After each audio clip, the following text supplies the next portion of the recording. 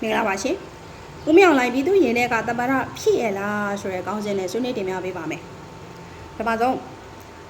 းရွေးကောက်ပွဲအပိုင်း1မဲပေးစဉ်ကာလတုန်းကရွေးကောက်ပွဲကနေဆိုရတဲ့အပေါ်ထွက်ခဲ့ရင်ပထမဆုံးရင်ဆိုင်ရမယ်နိုင်ငံတကာ PR တီဘင်္ဂလီပြဿနာဖြစ်တယ်လို့ကျွန်မနိုင်ငံရေးကြိုတင်သုံးသပ်ခဲ့ပါတယ်။အဲ့ဒီနိုင်ငံရေးကြိုတင်သုံးသပ်ထားတဲ့ရုပ်သံဖိုင်ကိုအခု YouTube မှာပဲတင်ထားပါတယ်။မယုံရင်ပြန်ရှာပြီးနားထောင်ကြည့်လို့ရတယ်။အခုလက်ရှိမှာတော့ကျမတို့ရဲ့နိုင်ငံတော်သမ္မတကြီးဦးမြောင်လိုင်းကိုအင်ဒိုနီးရှားရှေ့နေချုပ်ဟောင်းနဲ့အင်ဒိုနီးရှားရဲ့မွတ်စလင်ပရိုက်တာဖွဲ့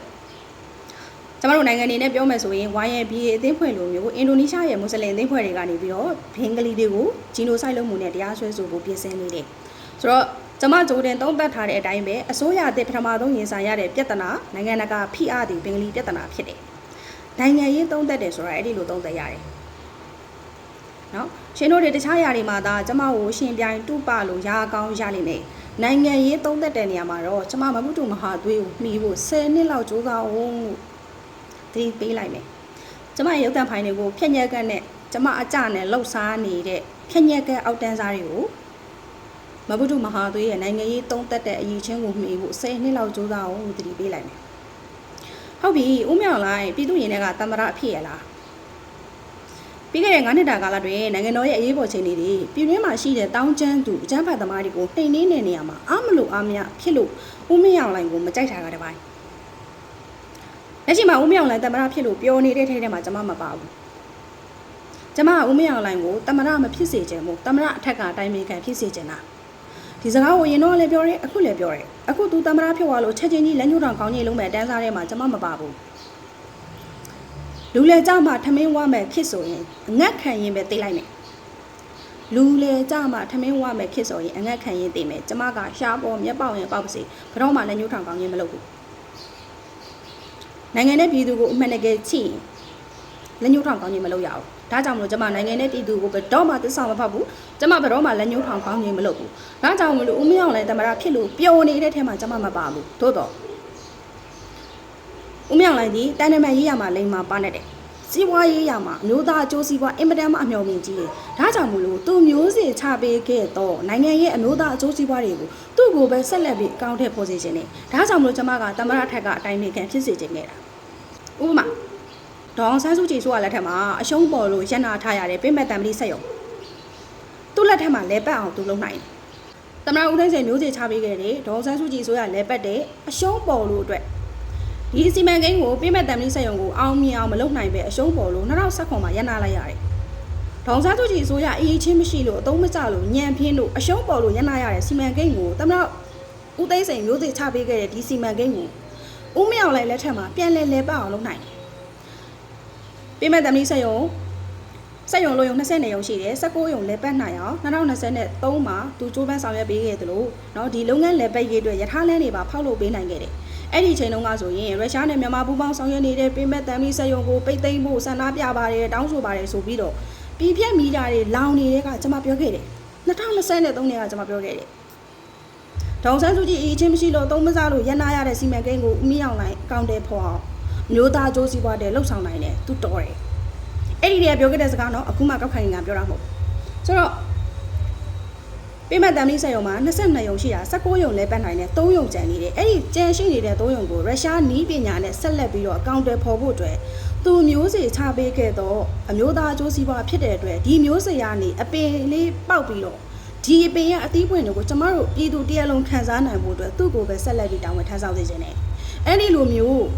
ဒီမျိုးစေ့လေးကနေအသီးပွင့်နေပြည်သူတွေခံစားအောင်လှုပ်ဆောင်ပေးနိုင်ရင်ကျိတ်တယ်ပါပြည်သူရင်တွေကသမရဖြစ်မယ်ဥပမာတမရဦးသိန်းစိန်စစ်ဗိုလ်ချုပ်တွေကဘာမှချုပ်ပြီးတော့ပစိုးပြောင်းဝေးပြီးတော့အသွင်ပြောင်းလာတာဆိုပြီးတော့အစမှလူတွေကမယုံကြည်ကြဘူးသို့တော်တမရဦးသိန်းစိန်ဒီတိုင်းပြည်ကိုတကယ်အရွေးတစ်ခုရအောင်နိုင်ငံရဲ့စင်ရဲမွေးတည်မှုပူပေါ်ရတဲ့ rate ကိုရှော့ချပေးနိုင်ခဲ့တယ်အမှန်တကယ်ပြည်သူအကျိုးကိုတိုးတက်အောင်လုပ်ပေးနိုင်တဲ့အတွက်ပြည်သူတွေအားလုံးရဲ့ရင်ထဲကတမရဖြစ်ခဲ့တယ်အနီရောစိန်ရောအပြာရောအဝါရောဦးသိန်းစိန်ကိုလူတိုင်းချစ်တယ်လူတိုင်းကြိုက်တယ်ဘာလို့လဲသူတိုင်းပြည်ကိုအမှန်တကယ်တိုးတက်အောင်လုပ်ပေးနိုင်တဲ့အတွက်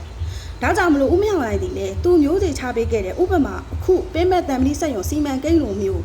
ကြန့်ရှိနေတဲ့3ရုံကိုသာလဲပတ်နိုင်ပြီးတော့အမျိုးသားကျိုးစီးပွားကိုတကယ်ဖော်ဆောင်ပေးနိုင်ရင်ပြည်သူရင်တွေကသမရဖြစ်လိမ့်မယ်အဲ့လို လိုပဲ110 မဂါဝက်ရှိသောနျူကလ িয়ার ဓာတ်ပေါင်းဖိုတိဆောက်ဖို့နော်110 မဂါဝက်ရှိသောနျူကလ িয়ার ဓာတ်ပေါင်းဖိုကိုရုရှားနည်းပညာနဲ့ပူးပေါင်းပြီးတိဆောက်ဖို့လက်မှတ်ရေးထိုးခဲ့တယ်သူမျိုးစေ့ချပေးခဲ့သောအမျိုးသားအကျိုးစီးပွားကိုသူကနေပြီးဆက်လက်ပြီးအသီးပွင့်နေ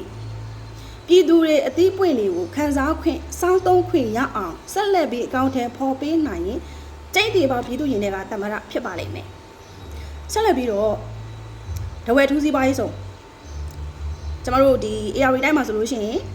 ရွှေတုံးအင်အားစီမံကိန်းဒီရွှေတုံးအင်အားစီမံကိန်းတို့ဟိုထိန်ချုံကပ်ပိုက်တွေထူးစီးပွားရေးဆုံးလို့ပြီးခဲ့တဲ့9နှစ်တာကာလအတွင်းမှာကျမတယောက်တည်းပဲဝေဖန်ထောက်ပြခဲ့တာတခြားဘယ်သူမှမရှိဘူးဒါကျမကိုကြီးတွင်းနေတာမဟုတ်ဘူးဒါပဲကတိရှိတရားပဲပြီးခဲ့တဲ့9နှစ်တာကာလတော့နော် AR တိုင်းညောင်တုံးမျိုးတွေမှာရှိတဲ့ရွှေတုံးအင်အားစီမံကိန်းထိန်ချုံကပ်ပိုက်တွေကချင်ပြည်နယ်ထိန်ချုံကပ်ပိုက်တွေထူးစီးပွားရေးဆုံး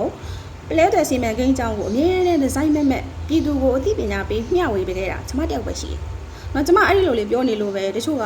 ဒီကောင်မလေးကသူသိသူတက်ပါဆိုပြီးတော့အမြင်ကပ်ပြင်မဲ့ကျမနိုင်ငံရေးသုံးသပ်မှုတွေကမှန်နေတဲ့အတွက်သူတို့ရင်ထဲမှာအောက်တက်တက်ကြီးနဲ့ကျမပြောသမျှကိုအမြဲတမ်းစောင့်မျှော်နားထောင်နေရတဲ့လူတွေလည်းရှိတယ်နော်ဆိုတော့ဦးမြောင်လိုင်းနေနဲ့နော်သူမျိုးစေ့ချပေးခဲ့တဲ့ဒီတဝက်အထူးစီးပွားရေးစုံဒီတဝက်ထူးစီးပွားရေးစုံဒီဦးတန်းရွှေကနေဦးသိန်းစင်အစစ်စစ်နော်ရောက်လာတဲ့ပထမဆုံးထိုင်းနဲ့စားချုပ်ချုပ်ဆိုပေမဲ့ထိုင်းနိုင်ငံမှာနော်ရင်းလက်အစိုးရပြုတ်ကြတယ်တက်စင်တို့အစိုးရပြုတ်ကြတယ်အဲ့ဒီမှာနိုင်ငံရေးကိုလိုနီနယ်ချက်ခံရပြီးတော့ဒီစီမံကိန်းရပ်ဆိုင်းသွားတဲ့အတွက်ရုရှားနဲ့စားချုပ်ချုပ်ဆိုတဲ့ဒီတဝက်ထူးစီးပွားရေးစုံဒီတန်ချိန်2000ကနေ5000ထိတင်နိုင်တော့